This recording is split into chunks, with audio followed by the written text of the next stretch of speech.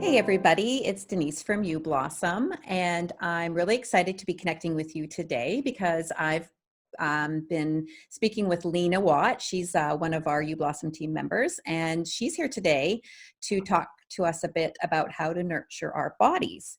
And yeah, I'm super excited that Lena is also going to be joining us at the Loon Lake Retreat this June. Hopefully it all goes ahead. Right now it's a go, but you may recognize her from our retreat on Vancouver Island. And yeah, I'm so excited to have you here today. So hi, Lena. Hello, how's it going, everyone? As Denise was saying, I'm Lena Watt from Inner Compass Yoga, and I will be joining at the You Blossom Retreat if it is a go. I'm going to talk a little bit today about Ayurveda and yoga, two of my deep passions and sister sciences.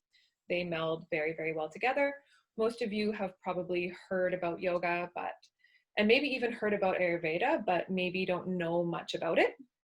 So first, I want to read a little quote that I find really encompasses the energy and the essence of what Ayurveda is.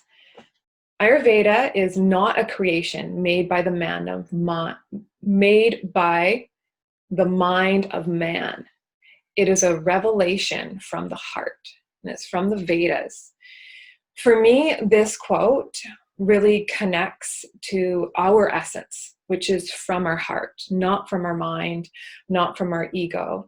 And then also how we can connect with everything that is in our world. Wow, that sounds amazing. I mean, it is all connected, right? Mm-hmm. Connected. Yeah, that's wonderful. So yeah, Ayurvedic nutrition. I know that you're going to be speaking about it at the retreat. So yeah, please tell us what is it? What is it? How can we bring it into our kitchens? Yes, bringing it into our kitchens. So I'm just going to talk about the word Ayurveda first. So Ayurveda means the science of life or the art of living. And Ayur means life, and Veda means knowledge or wisdom. So it's how we can connect our life with all life that is around us. And for me, it's about our relationship with everything, our relationship to the food we eat, our relationship to our own body, our relationship to the people in our lives, our relationship with nature, our relationship with how we get our food. So when we bring Ayurveda into our kitchens, it's not just about cooking food. It's thinking about that whole picture. What type of food am I eating? What season is it right now? Currently it's spring. We're moving into Pitta season. What is available locally in my area? Am I growing my food? What is the prana and life force energy in that food?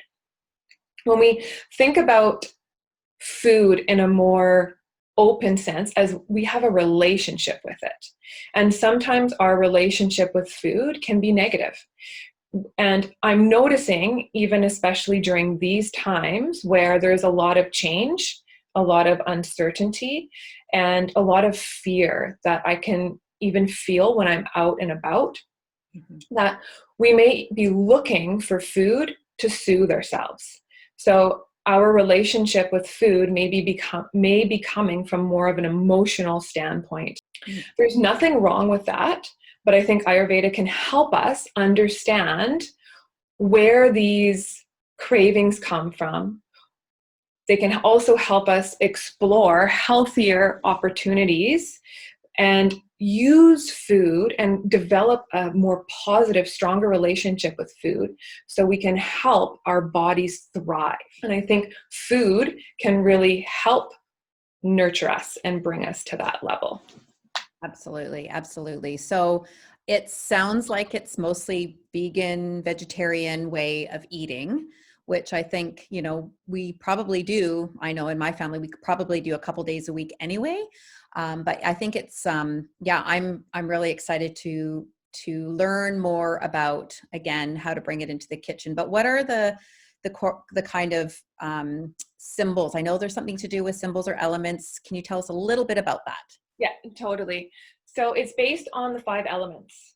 Okay, ether is the first one. When we think of ether, that is space, right? That is everything around us. And then we move into air. And then air builds and creates fire. And then fire comes into water, water into earth.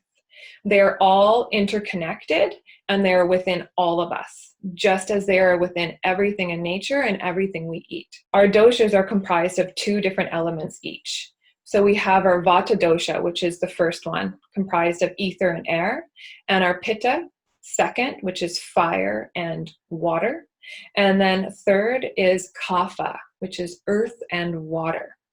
And we also, every one of us has all of these doshas within us, just at different amounts.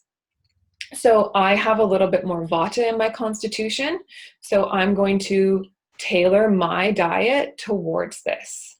And it's also important to notice where your imbalance is. That's what Ayurveda teaches us. It teaches us the root of an imbalance or the root of disease. And if I'm thinking that right now I'm maybe a little bit more stressed and anxious, my vata, right, that's air, that's anything that is irregular or moving and changing, everything that's happening right now, I can feel a global vata imbalance. So what vata needs is more of the opposite. We need more earth energy. So to ground vata, to calm that energy, that nervous, irregular, changeable energy, we can bring in some foods that are connected more with the earth and that can really ground us. Potatoes and root vegetables, warm food, soups. It is moving into spring, so you may be feeling like, oh, you want to eat a lot more salad and all these things. Listen to your own internal wisdom. Listen to what your body needs. Yeah, I think we're all doing a lot of deep listening right now, and and just looking at our path and how it can be improved. And we have a little bit of time now to maybe research those things that we've wanted to do, but we just haven't had the time for. So that sounds really interesting, and I am excited about learning much more at the upcoming retreat. But I'm also excited to connect the You Blossom community to you in a more in a more exciting way before the retreat and beyond. So I'm looking forward to maybe doing some cooking with you. And I think if we could bring your kitchen into ours and to show us a few little tips hands-on, that would be amazing. That would be amazing. So do you have any other thoughts or tips or anything else that you can let our You Blossom community know about? Yeah, I actually wanted to speak to your question around vegan and vegetarian. Sometimes this is what we can think Ayurveda is all about, but it's not saying if you eat meat that you can't live this way. Not at all. Just being more mindful. Where is it coming from? What does your body actually need? Because meat and protein take the longest to digest. So if I'm having any kind of digestive issues, maybe I'm going to remove this from my diet and really focus on getting my fire, my agni up, increasing that so I can start to digest food better. So really connecting with that wisdom, and through this, learning about how to eat simply, how to bring it down instead of complicating things. And I think that's also really grounding for our nervous system, is that we don't need to eat 6 times a day. That is not something we've never needed to eat. If that is your habit and your pattern right now, notice if it's actually serving you. Mm-hmm. Is it helping you? Are you thriving? Are you feeling energized when you wake up in the morning? How do you feel after you eat, after the food you consume? Ayurveda also, instead of focusing so much on what you're eating, before we look at what, we look at when and how. Are you mindfully eating? Are you connecting with your food? Digestion starts in the senses. Right. Wow. Mm-hmm. A lot. Yeah. It's a lot of information, and but it seems to connect. It seems to make sense to me. So yeah, it's that sounds great. Time again. Can't wait to learn more about it. So Mhm. yeah, anything else going on in your world before we say goodbye? Well, there's one last thing I wanted to share, and it was around spanda. It's one of my favorite words in Ayurveda, and this is pulsation. Spanda means pulsation. And I think what's happening right now in our world, it's about expansion and contraction and how we move through life in these pulsations. So in these vibrations and rhythms to expand and contract. And I think what is happening globally right now is that we're in more of a contracted state. We're at home more, we're traveling less, we're working less, we're really taking it into the self. We're contracting into ourselves to nourish and care for ourselves. And then Mother Earth is nourishing and caring for herself right now. There's a pull and a contraction for Mother Earth. So I think this is an opportunity right now to open up and embrace this energy and to really bring it back to yourself. Notice what your deep desires are.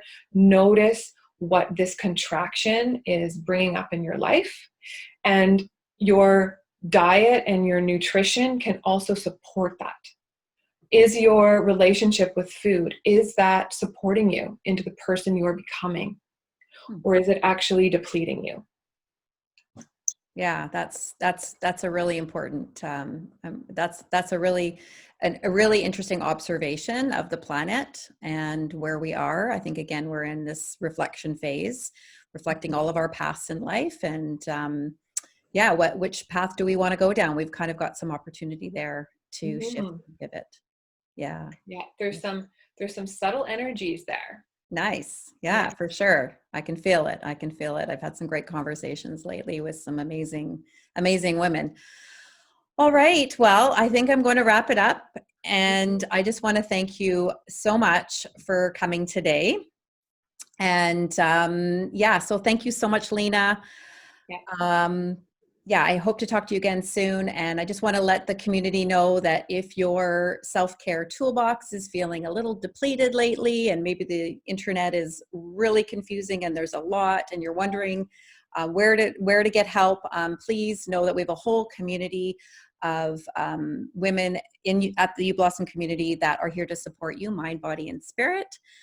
You are not alone. We are stronger together. So take care, stay safe, and I'll see you very soon.